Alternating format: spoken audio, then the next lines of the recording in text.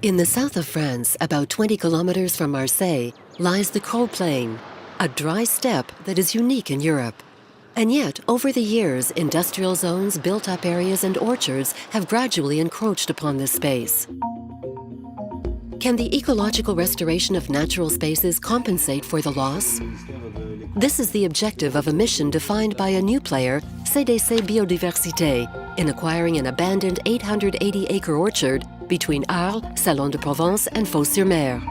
The orchard was a veritable enclave within the Cossure de Crau Nature Reserve.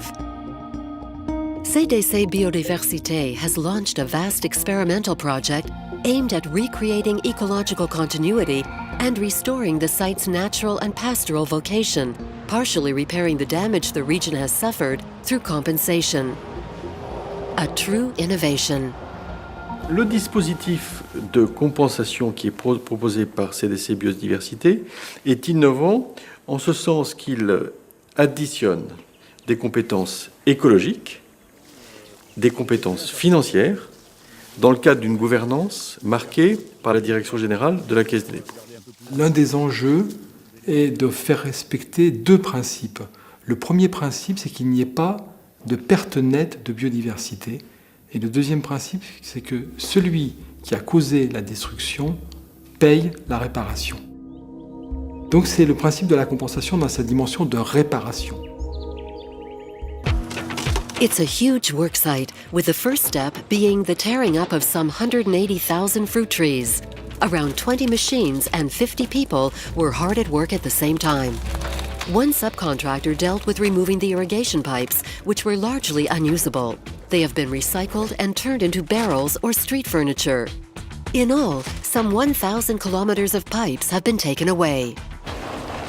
An unprecedented recycling project. More than 30,000 tons of wood, shredded in situ, will provide heat for a great many homes. CDC Biodiversité has worked under several watchful eyes. Society at large, the state exemplified by the visit of Chantal Joanneau, the Secretary of State for Ecology, and scientific experts such as Thierry Dutoit, professor at the Mediterranean Institute for Ecology and Paleoecology.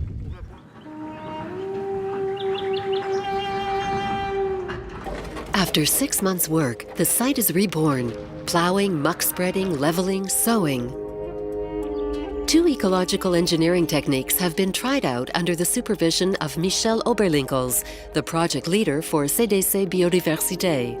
Some local Cossure soil has been transferred here, along with its natural seed bank, and seeds of various wind-blown species have been planted. 1 year later, the unique biodiversity can begin to establish itself and welcome back some rare species, such as the Rhodanian grasshopper and the ocellated lizard, as well as the pin-tailed sand grouse, the Eurasian stone-curlew, and the calandra lark.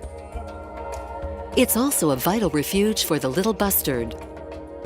In the spring, the birds are counted and initial results are promising.